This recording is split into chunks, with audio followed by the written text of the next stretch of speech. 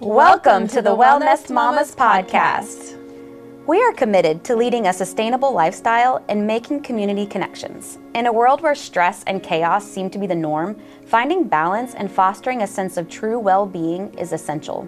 Whether you are just beginning your holistic wellness journey or are already deeply dedicated to the practice, this podcast is for you. Join the Wellnest Mamas as we uncover the secrets to holistic wellness and discover the power of building a healthy community that supports and uplifts one another. Sit back, relax, and get ready to embark on a transformative journey to leading a sustainably healthy lifestyle. We're glad you're here. Welcome back to the Wellnest Mamas podcast. I'm Caitlin. And I'm Steph, and today we are joined by Dr. Amy Robertson. Hi, Amy. How are you? I'm doing well. Good. Can you tell us a little bit about who you are and what you do? Yes, I would love to. So, like you said, my name's Amy Robertson. I am a clinical pharmacist. I'm a doctor of pharmacy, and I'm board certified in ambulatory care pharmacy. And I also am a professor of pharmacy, so I teach pharmacy school while also meeting with patients in a family medicine clinic and helping them manage a lot of their chronic diseases. From a holistic perspective, I help with medication management, but also with nutrition and lifestyle changes as well. Wow. Yeah. I didn't know that you could make such an impact like in a patient. Like usually it's sorry, no offense, but whenever I think of pharmacists, they're behind the counter and they give you a staple your thing and they give you counting. Those staplers are very valuable in the pharmacy world, I imagine. From another perspective, y'all are the ones that are making sure that they're not being overprescribed or mismanaged or really kind of like the all-seeing, hold on, we're taking care of this patient from a whole perspective, because they might have doctor in this office and this office and that office, and they come together and they're not, that's why they need you. Exactly. Yeah. And I will say a lot of people that come into the clinic and they meet with me, they're very confused as why they're meeting with a pharmacist in a clinic setting. It's a lot like this where we meet. And so I have to do a lot of explaining about, I don't dispense any medications. I really help to build relationships with patients. I serve a lot as kind of the middleman, communicating between all the different doctors and professions that they see. I spend a lot of time with patients going through their medications, ordering labs, helping them understand their disease state, trying to empower them to take control of their health and be an advocate for them, and really optimize their medication management. And then I really do a lot of lifestyle modifications in there as well. We really are seen, I think it's becoming more well known, but we are really the medication expert. The physicians are really the diagnostic experts, and then we really can come in and help with the safety of the medications and using them effectively and appropriately. So. It's incredible. Yeah. So I went through nursing school and had pharmacology, and I don't know if you know this, but in nursing school, pharmacology has quite a reputation. So let me ask you, how did you decide to go to the avenue that you were? Like, where did that start? Yeah, absolutely. So when I was little, I always wanted to be a teacher, and it's funny how things end up coming full circle, and now I get to teach pharmacy school. I love teaching and inspiring others, but as I got older in high school, I got interested in math and science, and they push you towards, learning about the different medical fields. And at the time, I really thought, this would be a great profession for a female. Maybe she could work part-time and still be at home with her kids. And then as you get into pharmacy school, your world just opens to really all the possibilities, and things totally changed for me. I knew I never wanted to work in a traditional pharmacy setting. I didn't want to dispense medications. I feel like you're in that setting, it's hard to really understand the totality of a patient. And so in pharmacy school, I knew I wanted to develop those relationships with people. I love talking to people, educating them, inspiring them. And so I got pushed into what we call ambulatory care pharmacy, which is working in a clinic or family medicine or internal medicine clinic. And I did residency training, and I really got into teaching and inspiring students. And so now I get to combine it all together. I get to teach students all about pharmacy while also caring for the patient and really developing long-term relationships with patients. That's so cool. I love it. I love it. Yeah. So how did you get into the more holistic side, when you started learning about functional medicine and that? Yeah. So it's not really a part of the pharmacy school curriculum. You really have to seek it out separately.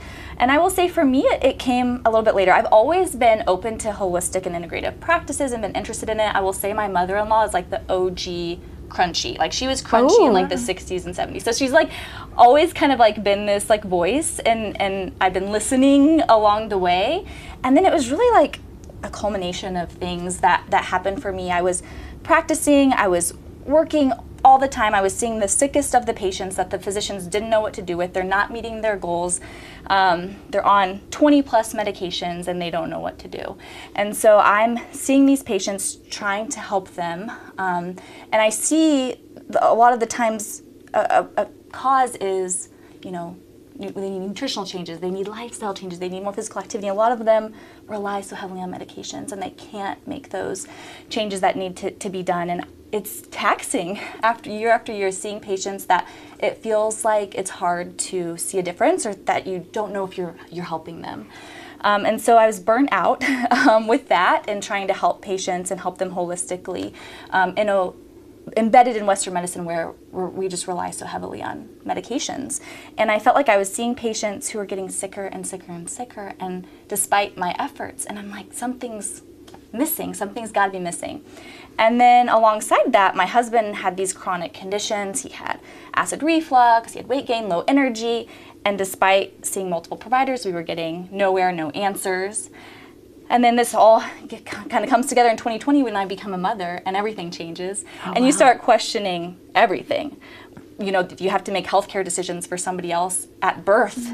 And you're starting to question all of that, and advocating for yourself and navigating the medical system for yourself and your child and our food system and starting solids, all these things. And I'm just, the questioning then never stopped. And that's when I started really investigating functional medicine and all these holistic and integrative practices, for both for my own well-being, my family's well-being, but then for the well-being of my patients as well.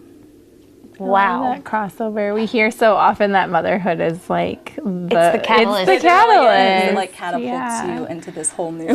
Lucky us, really. You know, like how fortunate we are. I don't really hear that always about, you know, other parts of parenthood. It's always motherhood that really launches you into it. Thinking outside of yourself. Yeah, absolutely. Yeah. That's so cool. So you mentioned your husband was dealing with a lot of chronic issues. Have you found any resources for him? Yeah, so once we moved here about 3 years ago, and I got connected with our Northwest Arkansas Functional Medicine group, and it felt like such a family, and I felt so siloed in practicing in Western medicine, feeling like I kind of had to be one person at work and another person in my life. And then I got connected up with the Northwest Arkansas Family Medicine group, which is an amazing group, and found out about all these resources and got my husband plugged in, and they got to the root cause of his illness after being on chronic medications for years. And he was diagnosed with Hashimoto's, an autoimmune disease. So now that's catapulted me in learning so much about autoimmune diseases and the rise of autoimmune diseases, and seeking out holistic treatments to get to the root cause of inflammation and oxidation in the body and stress, to help him heal at a root level. So.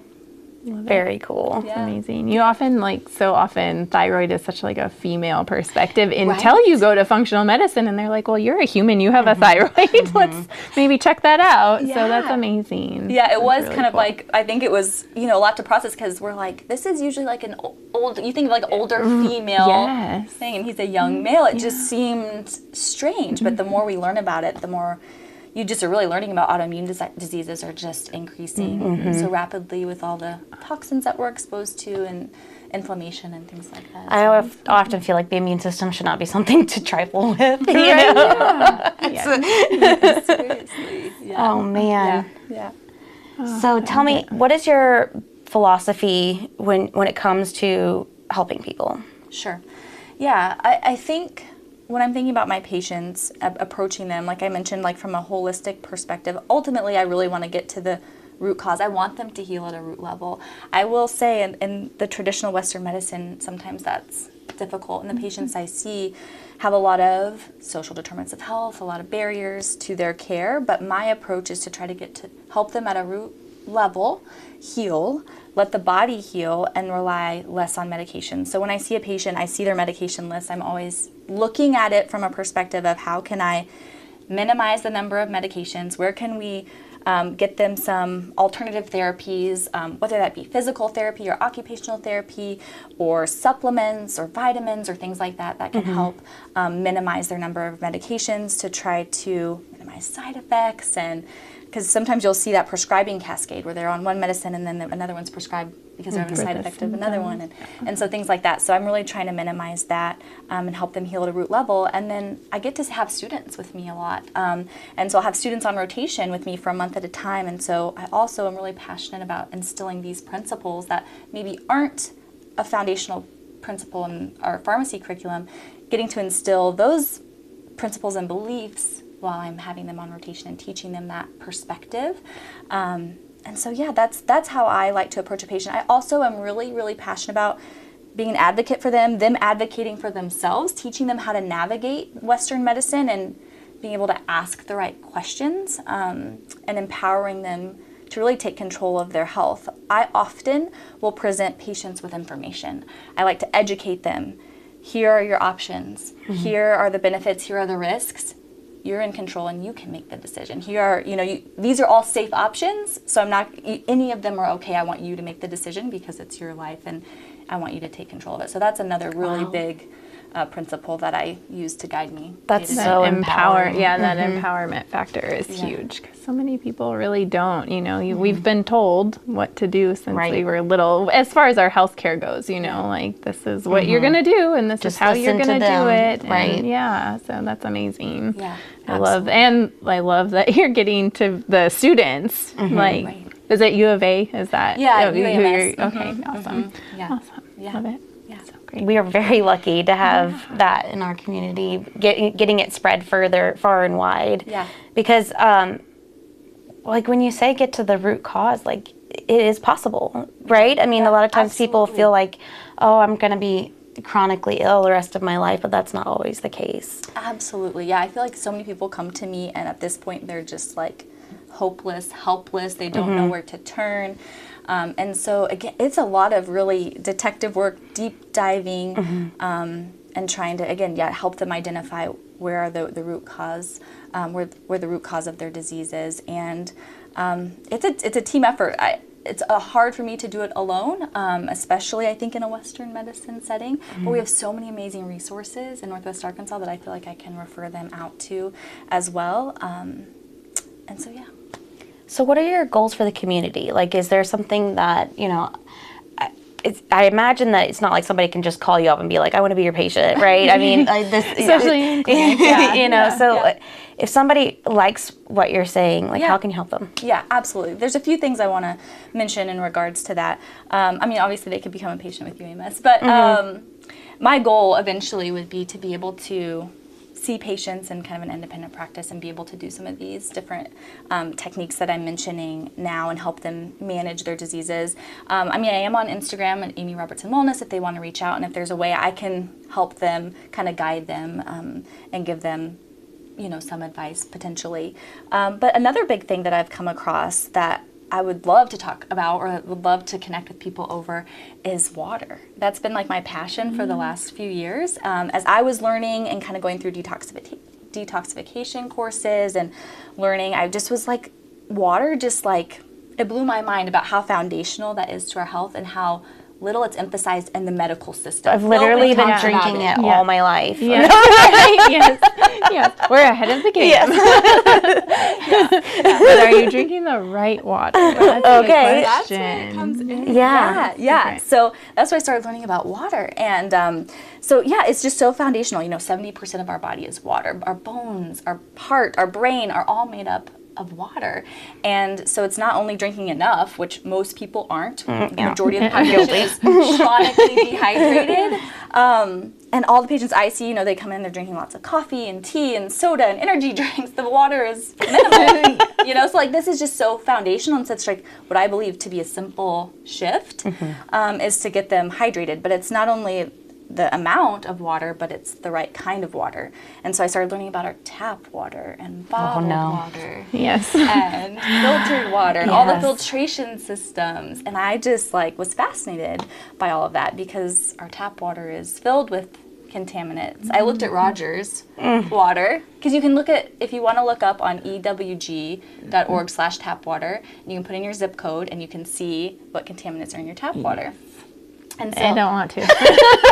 No, thank you. Yeah, so there was 24 contaminants, and 12 exceeded EWG's guidelines, their limit, what they consider to be safe. I always hear about the pharmaceuticals that are in the water, right, like birth birth control really test that when even the EWG are like that's not even you on can the take list. you can take your water to the water authority here and have it tested, and that's not on listed. the tests. So all of those extra goodies. Any endocrine disruptors and carcinogens and all these things. And so tap water is not a great option. So a lot of people drink bottled water, and my husband and I did that for years. I think we thought we were doing the right thing, buying bottled water. One, it's expensive. Two, it's a lot of plastic. And, you know, the water that you're drinking out of a bottle has likely been sitting somewhere for years. You know, hot tarmacs out in the heat, leaching microplastics into the water. They're even more unregulated than our tap water. So a lot of times they have contaminants in them as well. I think it was Dasani had to come out with a statement that they were just really using municipal There's just they were just bottling the tap water. You're not only getting tap water, but you're also getting the microplastics from the bottled water. I always yell at my kids, like, if there's a bottle of water in the car, I'm like, and it's been in there, and I'm like, don't. It's been heated many times, and they're like, I'm so thirsty. I'm like, you should have brought your water bottle. I remember freezing them, you know, when I was younger, drinking frozen water bottles. Anyways. So tap water's not great, bottled water's not great. So at a minimum, my biggest goal for people, if they can, is to filter their water, finding some sort of filtration method. And most of the times, like a fridge filtration is, like a refrigerator filtration system is pretty minimal. It's not very robust. So I love to talk about options for people. So that would be another thing I would love to help people with and guide them, is different filtration options that I've done research into, whether that's an under the sink filter or a whole house filter. Lots of different options out there. There's a lot of information out there about RO, so reverse osmosis, and distilled water and filtered water, and the differences and what's the best. And so that's one thing I'm super passionate about. I love that. Water is amazing. I've seen some pretty cool systems like that people have installed in their, like, a whole home. Those are things I dream about. Like, you know. So like reverse osmosis, people, I think that's like the gold standard in terms of removing all contaminants. But do they have to add back in? Right, that's the thing, because it creates dead water, so you really have to like remineralize it, because our body needs all those minerals that are found in water. Or there's filtration. Distilled is the same, it's dead water, so you definitely have to remineralize that. And then I got even further into water and discovered hydrogen water. I don't know if you guys are familiar with hydrogen water a little bit. I'm not. I like hydrogen. I'm a big fan of hydrogen. My husband works in hydrogen, so I'm like, so tell me about hydrogen water. Yeah, I would love to take He would laugh at me. He'd be like, water always has hydrogen. Basic chemistry. But yeah, so filtering is step one, and then hydrogen water, that's like activating your water. So that would be like a step further. So you definitely want to filter your water first. But what I've found is that hydrogen is one of the most potent antioxidants and anti-inflammatory chemicals, molecules in the universe. And it's the smallest molecule in the universe, so it has the capacity to diffuse. It's nonpolar, it's not charged, so it has the ability to easily diffuse and cross cell membranes, get into your cells, in the mitochondria. That's why it works so well for batteries. Just so you know. Crossing the blood-brain barrier. So that's cool. Yeah, it's amazing, and they're still doing studies on it. But so I invested in a water ionizer that creates hydrogen water to help with my husband's healing in terms of like aiding in anti-inflammatory, antioxidant properties. And there's just so many testimonials out there. It's been studied in over like 170 disease models, and it kind of almost is like adaptogenic water. Like you hear of like mushrooms and things like that are adaptogenic. It's like they work for people where they need it. And it's selective in its antioxidant properties. So when we say antioxidant, oxidation in our body, anything that sits out in the air. So if you cut open an apple and it's exposed to air, it's going to turn brown because of oxidation in the body. There's oxidation and reduction. And so oxidation in our body over time, and a lot of oxidation can cause cell damage, cell death, aging, chronic diseases, all these like diabetes, all this metabolic disease that I see on a daily basis. And so we need antioxidants to combat that. But so free radicals are a lot of the molecules that cause oxidation in the body. Some are good, like nitric oxide is one that is actually a good free radical that we need. Well, the good thing about hydrogen is it's super stable, and so it only reacts with the really, really reactive, damaging free radicals, like the hydroxyl radical that has an unpaired electron, it's got a positive charge, it's super reactive. Hydrogen donates an electron to hydroxyl radicals and turns it into water, and so it's eliminated as water. Yeah, it neutralizes it completely. And so it's selective, it's an antioxidant, it's small, it can diffuse everywhere in the body. That's fascinating. So it's like a really, fascinating. Can we just do that for like cities? Yeah, like, can we just hook one of those up to the thing? Yeah, right? I think that's a great idea. I agree. Yes. We were ruling the world someday. Yes. It's widespread in like Japan, where they have a really long life expectancy. So, like, their medical system. In Japan, is it like city? No. But like it's personal home. Home and in hospitals and clinics, they use it like widely. With like a health spa. We can put it in our health spa. Okay. And like less than 2% of the U.S. know about it. It's like thinking 1 in 3 homes in Japan and 1 in 1,000 homes in the United States. Wow. Yeah. So we have some work to do. Listen Japan's up, everybody. in the blue zone too, right? Yeah, They're the ones that are that's how I doing think things right. some of these companies studied the water that was found in the blue zones, where there was a lot of centenarians, people that lived to be 100, and they mimicked what the properties that they found in the water there. Wow. Those like fountains of youth that people Wow. went to. I always love hearing the stories about the healing springs, like, all of it makes you wonder, there's got to be something to it, whatever there in the water is healing. Water, yeah. Well, is there anything else you want to leave us with? Best way to contact you? You mentioned your Instagram earlier. Is there Amy Robertson Wellness is my Instagram. Also, amyrobertsonwellness@gmail.com would be the best way to contact me via email. I love to talk all things functional medicine, water, hydrogen water in particular. And yeah, I think that's the main thing. Awesome. I've so enjoyed this. Yes, this was amazing. Yeah. It's like Thanks for tolerating my bad jokes. Thank you, guys. Lots to chew over. Yes. Think about. If you have any questions, let us know. Yeah. Bye.